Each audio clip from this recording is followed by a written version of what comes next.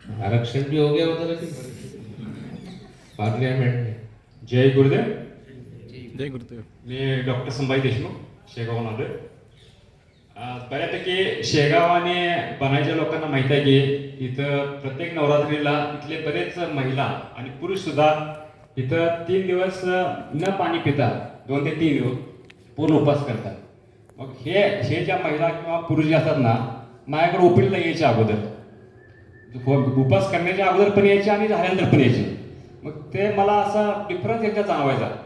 आम्ही त्याला कुतूहलाने विचारलं की तुम्ही एवढं पाणी सुद्धा पित नाही तर तुम्ही कसं काय हे करू शकता असं. तर ते सांगायचे बनशंकरीची महिमा, बस त्याच्यावर विश्वास आहे, ते करून घेते सगळं. आणि ते मुक्कामाला थांबतात 1-2 दिवस काहीतरी.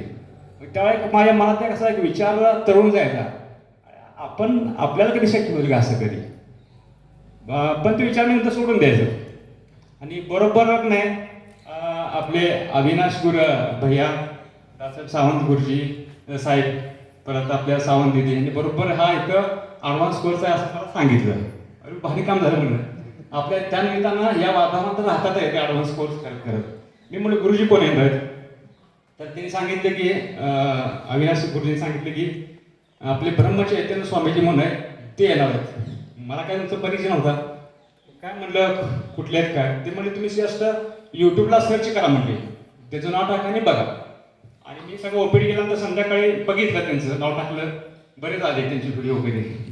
आणि बरोबर 9 वाजता लाईव्ह पण मला वाटतं त्यांचं काहीतरी होतं लाईव्हचं, आणि ते ऐकलं ते. आणि एक प्रश्नोत्तराचा पण एक मी तासभर ऐकलं होतं त्यांचा कार्यक्रम. आणि तेव्हा मी बरोबर त्यांच्या प्रेमात पडलो. म्हणजे तेजस्वी चेहरा, चेहरा हास्य, म्हणजे आपण म्हणतो ना जे गुण जे पाहिजेत माणसाच्यात, ते मला ते व्हिडिओमध्ये जाणवले की बाबा या व्यक्तीमध्ये काहीतरी आहे आणि काहीतरी घेण्यासारखं. आणि अशा व्यक्तीच्या जर सानिध्यात आपण 3-4 दिवस राहू तर निश्चितपणे आपल्याला काहीतरी मिळणार आहे ना. आणि मी त्याला कुठलाही विचार करणार की कारण दिवाळीनंतरचा सीझन म्हणजे सर्दी खोकला हे लावलं करण्याच्या आमचा फुल असते. काही विचार केला नाही. लाट काय होते.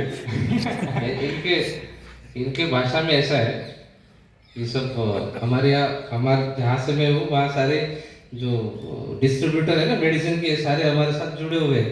इनकी डॉक्टरों के साथ ऐसे बातें चलती है. सीजन लाट नहीं आ गया, मतलब ठंडी का एक लहर आना चाहिए. सीजन बरोबर. आम्ही डॉक्टरी भाषेत असे होते, सीझन काय सीझन फुललंय. त्यामुळे काय विचार करणार लगेच मी गुरुजींनी सांगितलं मी रजिस्ट्रेशन करतो. शेगावमध्ये मला वाटतं पहिलं रजिस्ट्रेशन मी केलं. आणि खरोखर म्हणजे आपण सगळे आता बघतोय आपण काय काय जण कोल्हापूरहून आलेत, इचलकरंजीहून आलेत, बरेच लांबून सांगोल्याहून आलेत या मध्ये. आणि आपल्याला बनशंकरीचं सानिध्य आणि इथं आपल्याला ज्यांच्या चेहऱ्याकडे बघितलं तरी नुसतं मन समाधान भरून जातंय.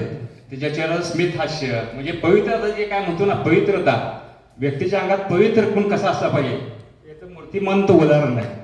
आणि खरोखरच आपल्याला त्यांनी जे ज्ञान सांगितलं आपल्याकडे या ॲडव्हान्स कोर्समध्ये जे जे काय प्रक्रिया करून घेतल्या ते खरोखरच अद्भुत आहेत. ज्ञान तर मला वाटतं की इतकं अद्भुत नॉलेज आहे.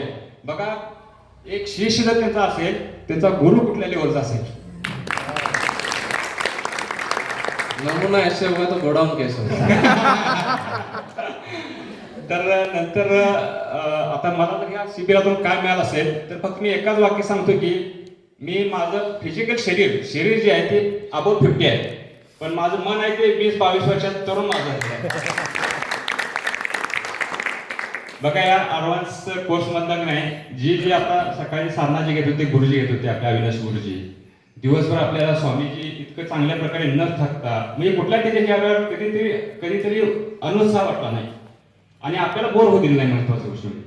आणि गुरुजीने त्यांच्या जे आपल्याला टीव्हीवर टाकत होते त्या ज्ञानातून आणि जे त्यांनी मेडिटेशन घेतले त्यांनी अशा अवस्थेला नेले की आपल्याला आपण फक्त बाहेरनं ऐकत असतोय, आनंद आपल्यातच आहे, शांती आपल्यातच आहे, समाधान आपल्यात आहे, पण ह्याचं जे प्रॅक्टिकल जे अनुभव आहे ते या शिबिरातून मिळालं असं मला वाटतंय. कारण खरोखरच जेव्हा प्रॅक्टिकल आपण अनुभव घेतो तो माणूस किती जरी आता ते सत्य म्हणतो.